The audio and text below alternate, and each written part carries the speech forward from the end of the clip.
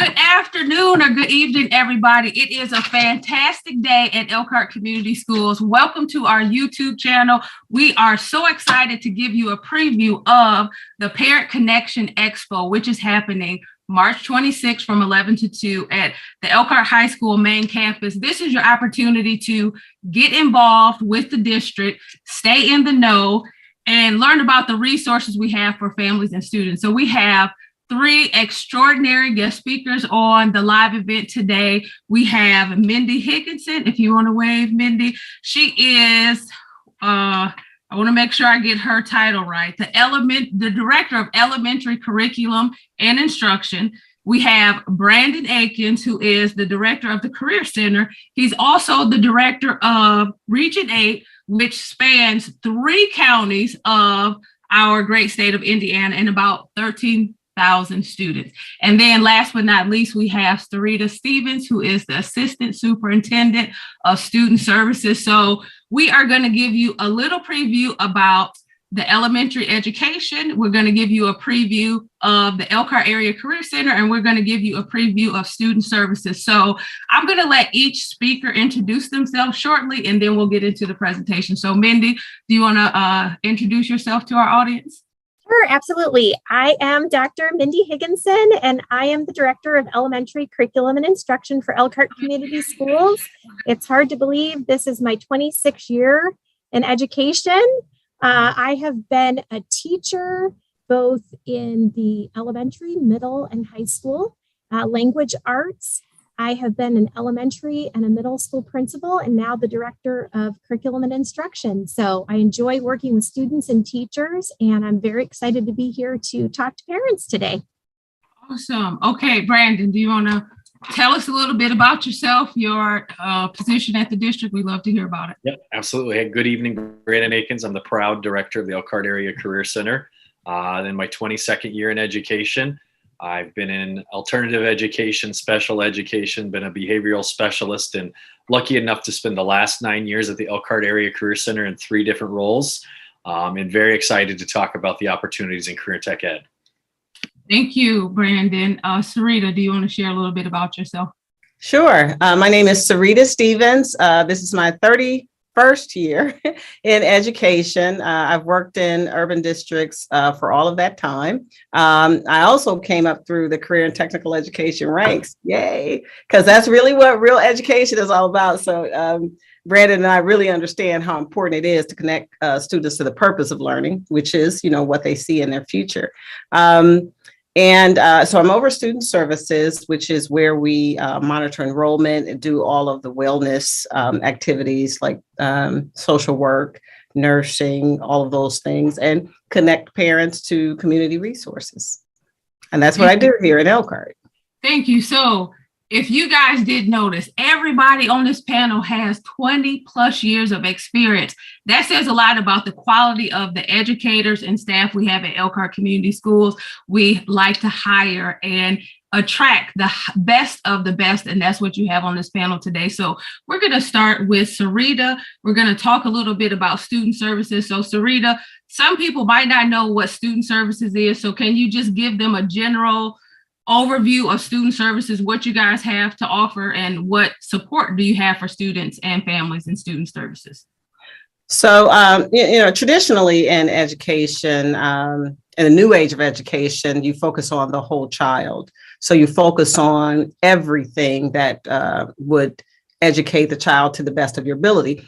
And so what student services does is it focuses on first enrollment, getting children at the earliest stage, which in Elkhart, we do pre-K. So getting students at the earliest stage, getting them signed up into, their school that's generally in their area. But because we operate in Elkhart as a schools of choice, we do allow parents to do transfers or when the school has the capacity to receive a transfer, then a parent does have that option. We also focus on all state mandates when it comes to community health. So we monitor the immunization all of the immunization records and connecting parents to, those resources. Generally, we have great parents in Elkhart and they connect on their own. But when that's not possible, some of the things that have happened in the recent 2 years, we had to do some things to connect people to those services. We also do all of the social work, and the community will be hearing at the expo what we're doing with trauma-informed and brain science. And we really do want everybody to know the basics of brain science because it's every human brain. And so when you connect with that information, it really opens the doors to a lot of things. You start understanding why things happen at certain developmental stages. So our department takes care first of enrolling the student. Then we take care of monitoring records and managing records. So even after you graduate, you can come back and get your records or get your transcripts and things like that. You would order that through our department. So we do all the records, and then we do the wellness, both health and mental wellness. So if there was one little known fact or resource that families could get from student services that you wish more people knew about, what would you share? That student service, that we focus on problem solving, and we always keep the common denominator, the child. We always make sure that the child is the common denominator. And generally, regardless of what the disagreement is, when you stay focused on servicing that child and getting that child through the developmental stage, adults come together, even when there's vast differences, they come together because, you do focus on what can happen in the future and what can happen for this child's future. That's great that you guys are there to help families and students solve the problems they may have or experience. But one note that I would like to add, you always want to follow the right chain of command. So if you have an issue, don't go straight to student services. Start in your buildings with the teacher and work your way up from there. Sarita and her team is always there to help you, but we want to make sure that you're touching base with those building staff and support systems first. That is the best way to get your issue resolved, to maintain a good relationship moving forward. So Sarita, what else do you want to share? I'll just kind of give you the floor and you could talk a little bit about maybe parent university or alternative education. What is it that what else you want to share about the? Well, I like to let our parents know that in Elkhart, at the Elkhart Community Schools, we have embraced not expelling children. Now, if there is a situation where it's very egregious and there's nothing we can do to keep everybody safe, we will make sure that child is placed in a place where their education continues, but their restoration continues. Okay, so if it's things like fights, we are seeing an increased case of vaping, especially THC, which is marijuana vaping. That's not unique to Elkhart. That is happening all over the country. And so it is up to, the educators and the parents to come together and figure out what we need to do with that.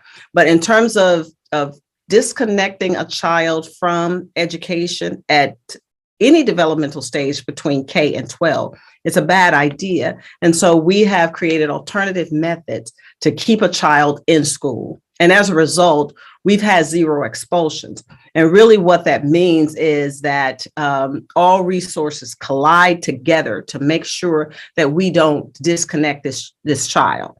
Now, the person that could think like, oh, well, what if they had someone that's dangerous enough to shoot up the school? Well, what you do with those situations that you really do have to keep those children in front of you. You really have to watch those children and get them connected to the right help, the right professional that could talk them through mental illness or talk them through urges and tendencies that still connect back to mental illness. Those are the things that you have to do proactively and consistently. So I have to say that Elkhart has been great in terms of parents working with school administration, in terms of administrators and teachers identifying situations that can be connected to community resources. We have wraparound services through Oaklawn. We have mental health liaisons here in the school. We also have a social worker in every school. So it's important that we first be honest about children and even people becoming dysregulated when there are difficult times. We did make it through an era that we hope we don't see for another 200-300 years, but we did make it through. And so now what we have to do is, use all of our resources, coordinate all of our resources so everyone remains healthy or get healthier. So that's one of the main things. Question before you move on. So when you talk about alternative education, does that mean that the child is still connected to Elkhart Community Schools but they're not in a regular classroom? So can you give a little bit more detail about what those alternative programs look like, and how is this different or better than traditional kids fight, they get suspended or expelled? How is this a better outcome from those kids? So can you clarify those two things for us? So we do have alternative education from K to 12 in the Elkhart schools. The K-8 facility is called Pride Academy, and it's located at Bristol, and that's for students K-8. And then we have middle school programs in all three of the middle schools where they have an alternative education space that includes a special ed and a general ed teacher and a social worker. And then we have Elkhart Freshman Academy at the freshman division specifically for the freshman students. And we have Elkhart Academy, which is 10 through 12. And what those alternative spaces help us to do more often is it helps us to help children to stay regulated or to develop and regulate. Usually at the 10 through 12, some students choose that because they learn in smaller spaces and smaller populations. That is what makes them comfortable socially. Now in K-8, we find that these are students that need an alternative to regulating their behavior, to helping them develop through stages where they're having difficulty with self-awareness, with self-control, self-management. They have difficulty with that. And so they're in a smaller classroom setting with teachers that have been trained, teachers and paraprofessionals that have been trained to manage those behaviors. And we have some really, really good people that you have to have the heart to do that, because it takes a lot of patience and it takes a lot of knowledge in developmental stages, so you don't become judgmental. You don't say, oh, this child is just acting like this because of this. And there are a lot of reasons that children get dysregulated along developmental stages. Sometimes it's home life. Sometimes it could just be some form or some startup of mental illness that you can manage. They just have to be in a situation where they're getting individual attention. And so, and students are recommended for that program. So generally we see the behavior and we start monitoring, watching the behavior. And then, there's a referral at some point. And so when the students return back to their home school, they've either corrected a dysregulation, like self-management and anger and things like that, or they've expressed a readiness, like I want to go back. Here are the things I want to do to learn, or here's how I want to be a part of my home school. That's a great answer. And I think I love what you said about there's a reason behind the behavior. We all have a story. We've all been through things, and what we've been through kind of affects how we think, how we act, how we feel. And I'm glad that Elkhart Community Schools has an avenue to understand the why behind some of these behaviors, because nobody wakes up one morning and say, I'm just going to be bad at school, or I'm going to be mean to everybody. So I'm glad we have those alternatives, because we know if we can keep kids in school, it increases graduation rates and educational outcomes. So that is fantastic. So the last question for you, Sarita, do you want to talk a little bit about Parent University? Okay, so we have an event coming up called the Parent Connection Expo, and this event is specifically to give our entire parent community in Elkhart an overview of some of the great programs that we have here in the Elkhart schools. Elkhart schools, it really is a one-stop shop for whatever future you can envision, for your child. We are fortunate enough to have preschool. We are fortunate enough to have a career center connected to our corporation, where we literally can scale a child all the way up to their associate's degree and certification while they're still in high school.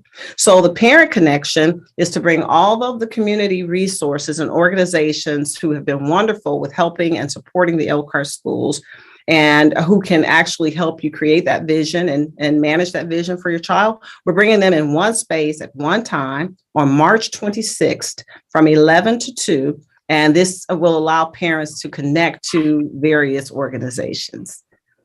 And from there, we'll have individual sessions along the way in the 22-23 school year. So last comment before we move on to Mindy, what kind of community partners or booths can families expect to see or experience at the expo? Okay, she's asking me to give the Easter speech without rehearsing, so let me try. Just name a few just to give people a tease. Okay, so Beacon is going to help us with informing the whole community about ACEs, brain science, and things like that. Oaklawn, oh gosh. I really will have to come back and bring the list and come back. Those are two really good ones. I do want to say we have Triple P, which is a parent training organization. We have MD Wise, which will get parents connected to your medical insurance.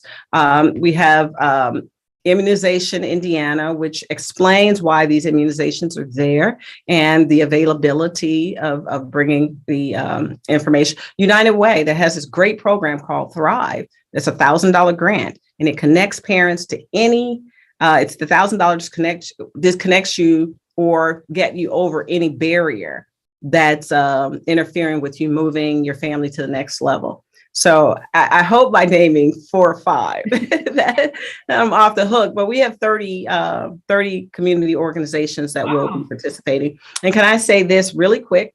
Yes. I'd like to thank the Community Foundation of Elkhart County for sponsoring this event, along with Martin's, the United Way, for making sure that we had some of the door prizes for parents. And we also have childcare during the event. These organizations have helped us in a very big way, and they are focused on helping to support education in Elkhart. Thank you. So it sounds like this is an event you don't want to miss. There's going to be lots of information, lots of resources. And if you have little ones that you don't have a babysitter for, we have the child care cover. So there's no excuses for you not to come. We hope to see you March 26th at the Parent Expo. Can I say this? One family will leave with a 65-inch screen television, and one family will leave with a 40-inch television, along with many, many gift cards, drawings that we'll have when parents sign up through the QR code. Thank you. Thanks to the Community Foundation, United Way, and Martin's. Okay. Dr. Mindy Higginson is going to share a little bit about the instructional focus of elementary education. So I will turn it over to you, Mindy, and I'll jump in throughout to ask you questions. All right. This is my favorite subject. I love talking about elementary curriculum and instruction and all the excellent things that our teachers are doing.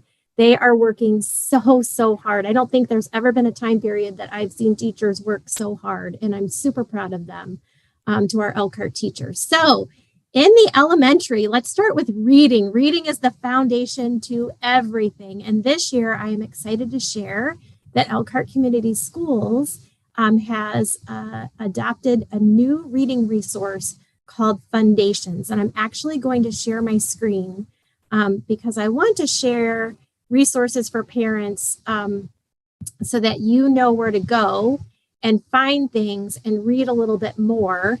So I'm hoping that you're able to see my screen. Yes, we can see. Okay, let me move my tabs here around a little bit so that you can see better. Okay, Foundations is our phonics program. This is a multisensory structured language program. And basically what that means is our kids are using all of their senses. They're using their hands, they're using letter tiles, they're moving in the classroom. Our kindergartners are learning how to write by writing their letters in the air. It's called skywriting. Just lots of multisensory approaches to learning language and reading and those basic early skills. And our objective for that, our outcome is we want our students in K1 and 2 to really have a good foundation for reading. Because when students cross over into third grade, our reading changes into that we want kids to really now move into comprehension and understanding what they're reading because they have those basic skills down. So this program is research-based. It's very popular and well-known, and our teachers have had significant training beginning at the school year. They're continuing that training throughout the year. We have one elementary school that is actually a demonstration site.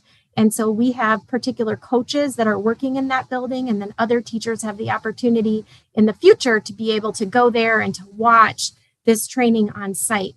But the whole purpose is to really build that early literacy and those early phonics skills. It's really exciting, and it's taken off really well.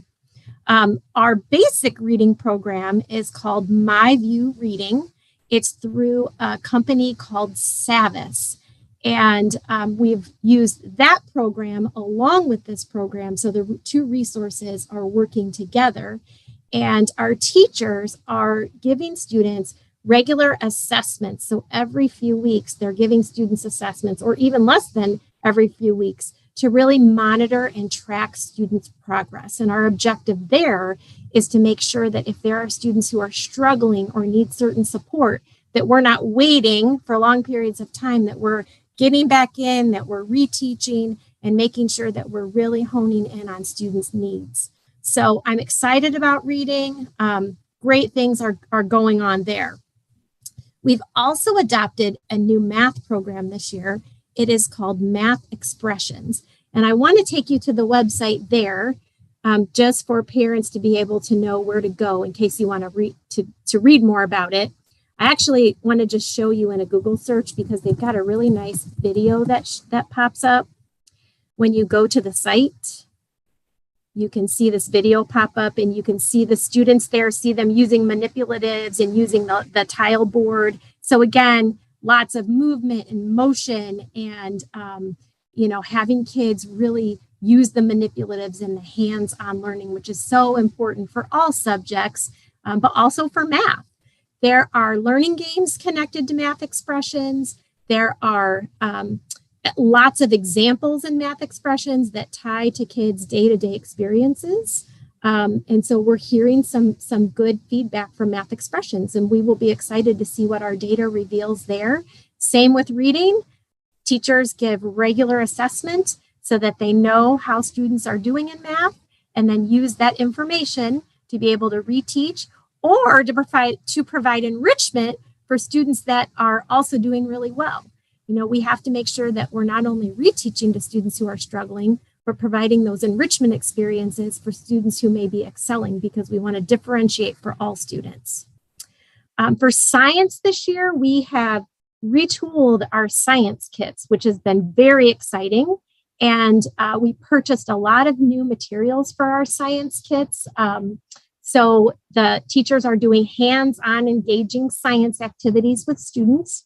We also purchased this year book libraries to go along with our science kits so that teachers can do some cross-curricular teaching. So they can use the picture books to do a lesson in reading and then carry that over into science so that those two subjects are integrated and connected together. And so that's really exciting. We've partnered with Ethos, who is a great community partner for us and who is helping us with our science kits. Douglas Hunnings is our district science coordinator, and he also works out of Ethos. So we've had a great connection with them to help partner with us. And then finally, for our social studies, that's also a subject that is integrated into our language arts. So oftentimes you'll have kids that are doing social studies activities that also integrate into language arts.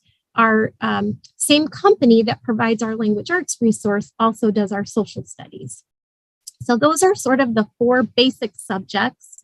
I will often have parents ask me, what can I do over the summer? Or how can I help to support my child in reading? Or what extra resources would you recommend?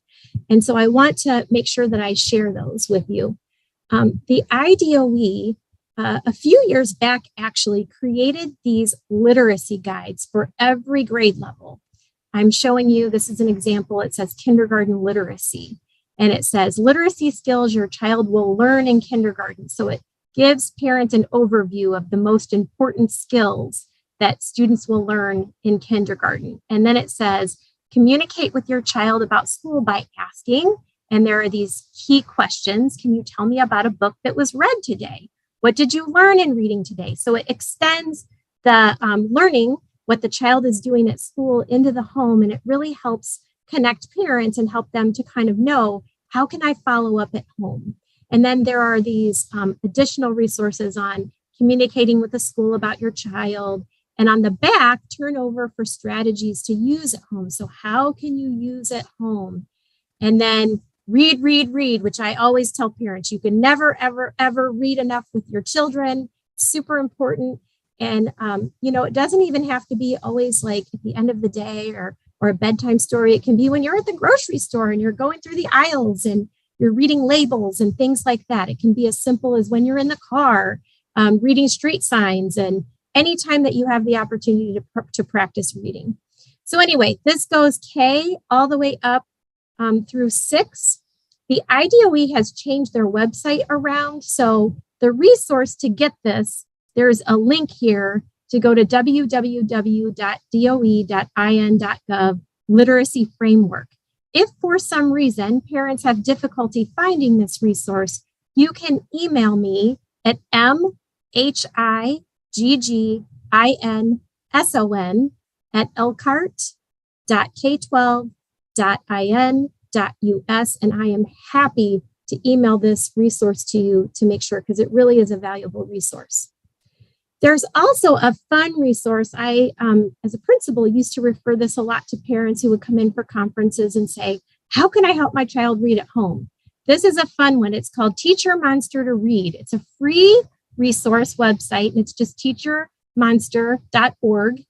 And students go on and they create a little account and they get to build their little monster. And it goes through and literally teaches them how to read and reviews reading steps. So this is a fun one to use. Another one for math that's fun is just funbrain.com. Lots of fun math games. And there are so many resources online now that you can find and free resources, but I'm just pulling a few that are pretty popular. So that in a nutshell is our subjects and our resources. Are there any questions for elementary curriculum before I go on to the next topics?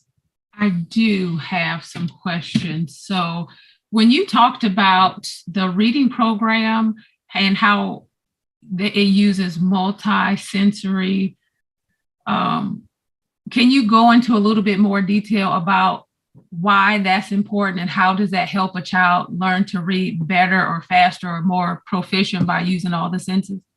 That's an excellent question. So students have different learning styles. So I'm a visual learner. So that's multisensory. I'm a visual learner. So for me, I learn best when I'm looking at something. If I have a graphic organizer or an anchor chart, that really helps me. I also learn really well by taking notes. Some students learn best by movement or by touch. So in foundations, there are letter tiles. So as students are learning their letters and their sounds, they're pulling the letter tiles down on a magnetic board. So the teacher may say, point to the letter A. And so they point to that tile. Now pull that letter A down. Now we're going to make the word and. Point to the letter N, pull that down. So multisensory for a student who learns really well by touch they're touching those letter tiles and they're moving them down. Some students learn best just by hearing it. And so it's important for a teacher to repeat. And the Foundations program has a lot of repetition in it because we want kids to be able to hear those sounds over and over again. It's very visual. Every day the kids use letter cards. And so the teachers review the sounds by showing the kids those letter cards. Movement is also really important, especially in the primary grades. Kids don't sit for very long anymore. It's hard for them to sit in a desk for a long period of time. So it's super important for kids to be able to get up and move around. So in kindergarten, when they're learning their letters, it's called alphabet writing or sky writing. And so literally they stand up and they point their finger in the air and they make their big letters. And they go to the skyline and down to the grass line and they cross the A. I can't remember the middle line's name, but you get the idea. So there's a lot of movement incorporated into that. So that's multisensory, just trying to make sure we reach every student's what their learning style is. That is great, because that sounds so much more involved. When I learned to read, it was just very basic. There was one way. So it sounds like this Foundations, no matter how you learn, no matter what your style is, it catches everybody. So you learn on multiple levels. That's great. Mindy, we're going to come. Oh, I got one more question for you. This one may be a tough one for you to answer, but I think it's something that some parents struggle with. So what if you're a parent that maybe you don't have good English skills, or maybe you're not the best reader, maybe you're not able to like dive into some of these things. Your kid is never going to see you read. How do those parents engage their kids to be interested in reading and to also practice? I think that's such an excellent question. So our schools all have EL support teachers in them. And so I definitely would connect with the school and talk to the EL teachers to learn about more resources. We also have a lot of resources with our technology. So we have tools within our technology that can read to students, so that when I was talking about multisensory, especially for students who are struggling and don't know English, can have things read to them. We have tools that can help to translate language through our assistive technology. All of that is available at the school level. And so it's really about connecting with the school, finding out how to get those resources. I haven't mentioned this yet, but we do use the iPads, and Seesaw is our platform. And within there are different assistive technology supports that teachers can help parents to access to help that be an easier process. And I also think, just exposure to books is really important. And even if kids can't read them, going through and just looking at the pictures, and just making sure that they have a book in their hands is so important. Oh, that's a good, very practical. I never would have thought about that. I just want to encourage the parents that there are a lot of resources, and although you may not be good at something, or maybe you didn't like school, you can still empower and encourage your kids to be successful in school and help them develop the skills that maybe you didn't have the opportunity to. We have a lot of resources for you, and we just encourage you to stay on that path. So Mindy, we're going to come back to you about the instructional technology. I want to make sure that Brandon has enough time. What he is doing and has been able to accomplish at the Career Center is just fantastic. So I want to make sure he has enough time to share about the Career Center. I'll ask a few questions and then we'll end it with you with those instructional technology tips, Mindy. Are we still sharing the screen? Oh, okay. Okay. All right, Brandon, you have the floor. Share with us all the great things you're doing at the Career Center. Well, thank you, Daisy. Appreciate it. First and foremost, I think the Career Center and where we are now compared to what people may have thought about the Career Center, perception they may have had about career technical education in the past is not the same story. As we've seen an importance with identifying career pathways in education, career and technical education has taken on a more prominent role.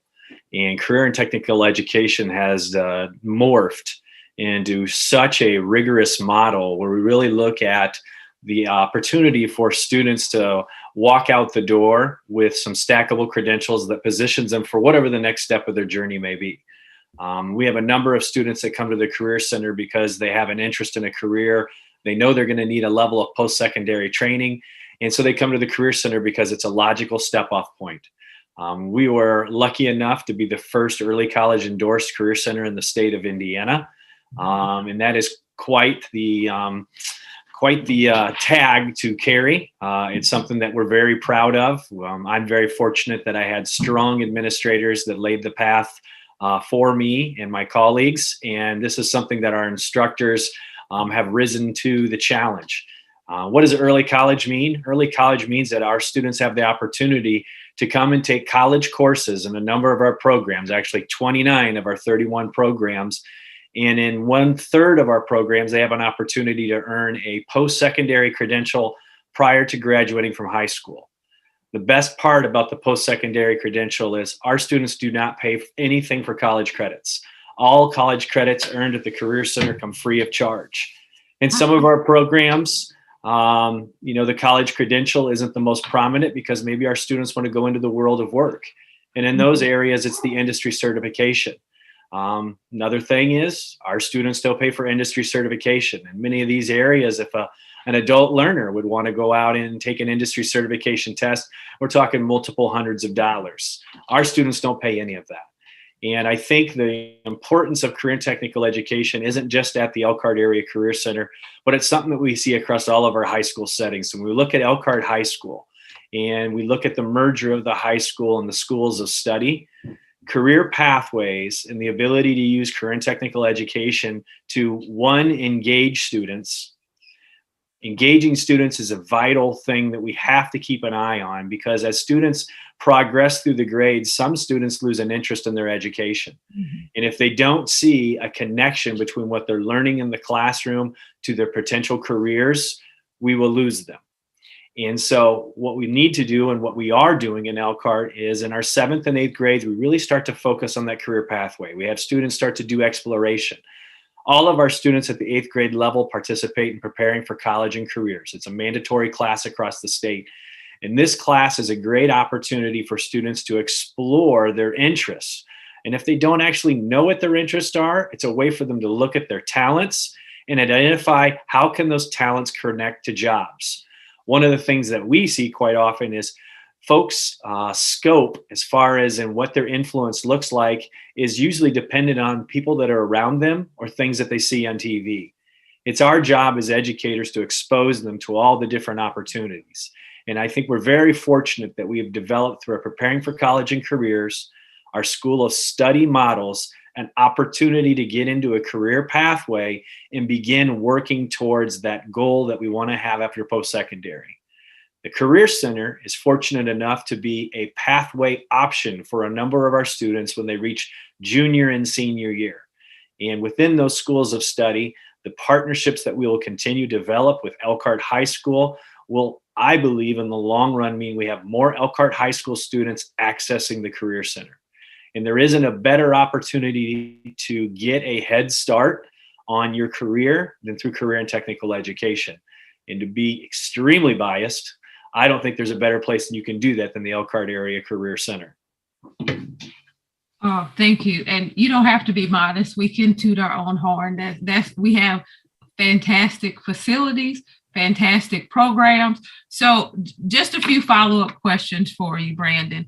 Can you go into a little bit more detail about what those stackable credentials are? Absolutely. So when I stackable credentials, there are 3, I think, main benefits of career and technical education. First is because of the role of dual credits or college credits, the student has the opportunity to begin doing coursework in presumably their career path. At the Elkhart Area Career Center, in 29 of our 31 programs, there is a minimum of 9 college credits, meaning there are 3 college courses at least that students can pursue. In some of our programs, students have the opportunity to earn the technical certificate, and if they're taking college credits at their high school, they have the opportunity to earn an associate's degree before they graduate. Right now, we have 14 students in our cardiology program that are on pace to earn an associate's degree by the time they graduate high school. That is the first piece when we talk about stackable credentials. The second piece is looking at those industry certifications. Many of the industry certifications that we offer at the Career Center are ones that are recognized by our business partners, recognized in our community, and not just our local community, but our community and beyond. What we want to do is we want to position students with these college credits and industry certifications that allow them, if they choose to migrate directly into the field, an opportunity to get above that entry point. Once they're above that entry point, then they have the opportunity to continue to build upon that initial credential that they've earned. What we see is many times, especially now we have a talent shortage, employers are willing to invest in individuals. So when you bring a stackable credential as a young person to an employer, it does two things. First thing does is it brings value to that employer. The employer sees you as not just a regular Joe coming off the street, but sees you as somebody that has already put some time and effort into building that foundation and building your skill set.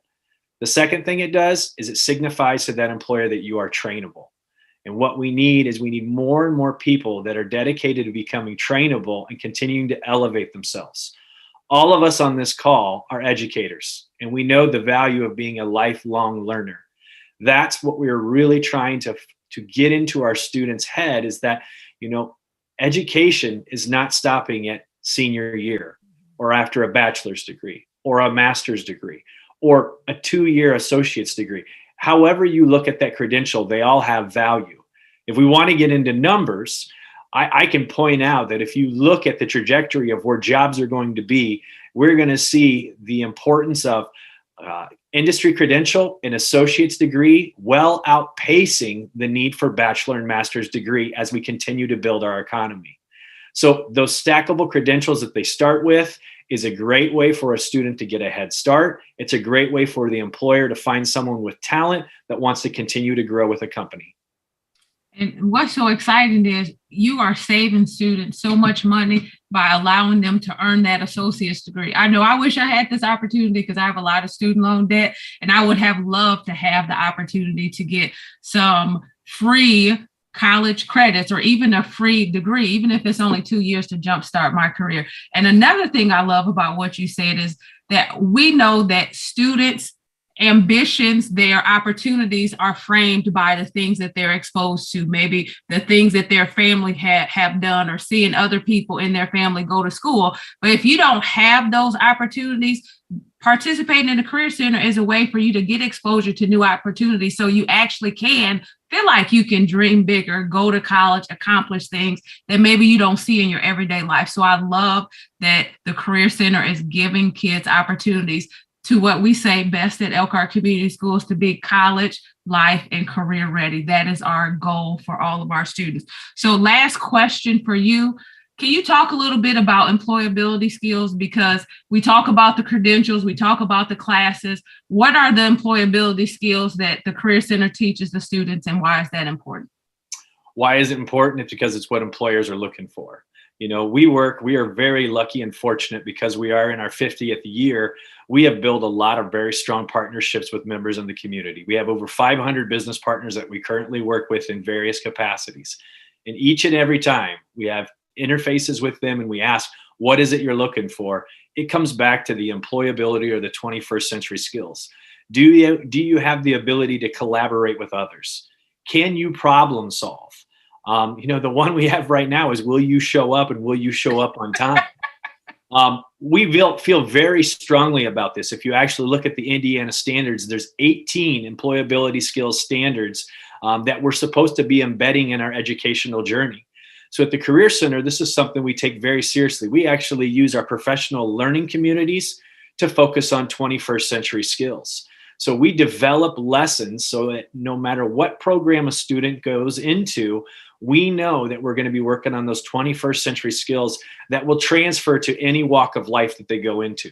So whether or not they stay in the field that we're training them for beyond, we know that we're going to teach them those necessary skills. And I think when I look at them, problem solving and the ability to collaborate with others are the two most vital skills that we can teach students.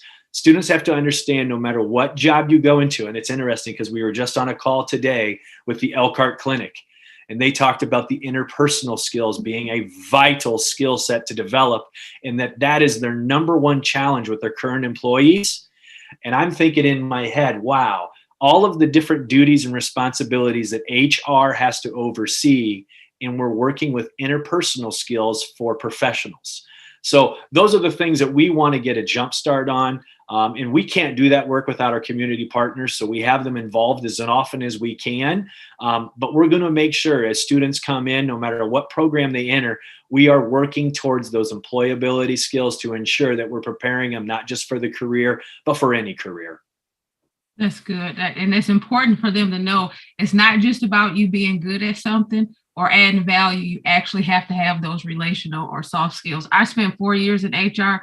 Brandon, I can tell you that struggle is real, that you spend a lot of time managing disagreements, putting out fires. So I'm glad that is a focus for our young people so that they can have the foundation and grow into their career and have a solid balance of technical and soft skills. So we have about 10 minutes left. Mindy, I want you to share a little bit. Thanks for that, Brandon. That was a great presentation. Mindy, can you share a little bit about some of the instructional resources that are available for parents and students, and just maybe a few tips of how to navigate those resources? Sure. So Seesaw is the elementary instructional technology platform that we use. And I would advise parents, if you're not familiar with Seesaw, to reach out to your child's teacher. They're pretty good, usually at the beginning of the year, of providing that tutorial and that support to parents and letting you know how to navigate the Seesaw platform. But generally, students' assignments that are through technology are put into Seesaw. And then parents are able to see, and students are able to log into Seesaw and pull their assignments up there. Teachers will post announcements.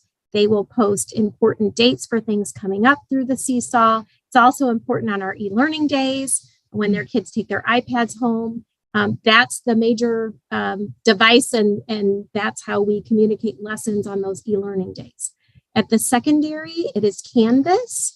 And same thing as Seesaw, reach out to your child's teacher to figure out access to Canvas and how you can help to support your student on Canvas. But it's very similar to Seesaw. That's where all of the assignments are loaded, and students can access due dates there and see what's coming up. A lot of times in the secondary, they'll post syllabus or, extended coursework on there on the Canvas. So that's kind of just a general basic overview. But really, the overall is reach out to your child's teacher if you don't know how to use those resources, or to the principal. Mindy, can the parents send messages directly to the teacher through those platforms? Yes, you can send. Now, I will speak to Seesaw specifically. I'm not sure if parents are able to send through Canvas. Students can definitely communicate that way through both. Parents for sure can send messages back and forth through Seesaw. Mm-hmm. Thank you. You know what? I also want to call parents' attention to our student information system, which is PowerSchool. And PowerSchool is real time with parents knowing if their children have attended school at the very hour that they've attended school. You can also monitor grades and overall information about your child. So every parent have logins. You would have to just contact your school and they can print out the login sheet for you. And also for Canvas and Seesaw, our instructional technology department, they do a fantastic job of training. And so there are some tutorials that parents can access. So, and that will be, made more available for parents to do training anywhere and anytime they would like. Also, PowerSchool is accessible on your cell phone. So wherever you are, you can access it. So 2 questions for you. What is the difference between Seesaw, Canvas, and PowerSchool? What's different in the resources that's in there? And also, is PowerSchool automatically on the iPads that their child may have from school? So I can't answer the question of if PowerSchool is actually on their iPad. And so we can get that answered for you later. But it is an app that parents can download on their phones. So anytime parents go to open houses or anything that has something to do with the school, you can ask and you will be given access or at least guided to how you would get this and be able to stay in direct, constant contact with your child's education. And that's from K through 12. Okay. The last thing I want to make sure we touch on that was on our list is online enrollment. So I don't know if Sarita, you can talk about that, just share a little bit about enrollment in general and then how they could accomplish that through online enrollment. So we're encouraging our parents to do online enrollment when the portal opens. We will inform parents, we'll make an announcement of when it's actually open. Last year, what parents were able to do is go in and register their child, and that's required every year. And so you can go in and register your child. You can even upload documents that would help you save a tremendous amount of time as opposed to the re-registration that goes on at the beginning of every school year. So new incoming parents can also register a child that way. The portal is not open yet. It generally opens after April 1st. So parents will be able to go on and register a student. And even before then, if you're interested in coming to the Elkhart schools, no matter what level, simply visit the actual school and we can give you the paper documents. We would rather parents use our website to go into the online portal and put their child's information in. Again, 22-23 is not open yet. It will be open after April 1st, and we will get information to our parents. What kind of documentation do parents need to have in order to enroll their kids in Elkhart Community Schools? So if you are a new parent, a new student, if you're an existing student, a lot of the documents are already there. You would really have to just bring proof of address. And that's done with a lease, a utility bill, a cell phone bill, anything that shows your address as being located within the Elkhart city limits. Now, if you're an existing student, also, you may have to bring updated immunizations, but generally we get that electronically as well. So a lot of things have migrated to, electronic input to make it accessible to everyone from everywhere. And that way parents can cut down on the time that they would have to stop work or leave work and go and register their children. Okay, we have about 4 minutes left. So I'm going to give you everybody an opportunity to answer this last question. If you had to give parents one reason to come to Elkhart Community Schools or engage in your specific program, don't make that face, Brandon. What advice or what tip or how would you encourage people to come to Elkhart Community Schools and engage in your specific program as a parent of this district? So Brandon, I'll let you go first since you made that great face like this was a great question. Absolutely. I have a sophomore in college and I have a recently graduated high school senior. Listen, college is expensive. If you think college is in the future for your student, you're a fool not to consider career and technical education. It gives students a great opportunity to get a leg ahead. It gives them an opportunity to save money. But the most important thing is it gives them an opportunity to see if this is the right fit. Instead of having a student come home after their second year of college over summer break and say, Mom, Dad, I need to change my major, let them get into career and technical education, because what we do is we're going to connect the learning in the classroom to a lab. Do you really have a passion for what you do? And if post-secondary training is not in your future, we can get you skilled up so that you can enter the job force at above entry-level position, and you'll have employers wanting you. So if you want to make yourself marketable, you want to get a leg up, you want to save money, parents, you've got to consider the Career Center. Great plug. All right, Sarita. I got to tell you, Brandon, I was one of those fools that did not, that didn't push for my child to go to one of the career centers. And it's so funny. He went to a great 4-year college, but he picked up this hobby called barbering. And he's like, why didn't you tell me that I could have, took this great credential to college with me?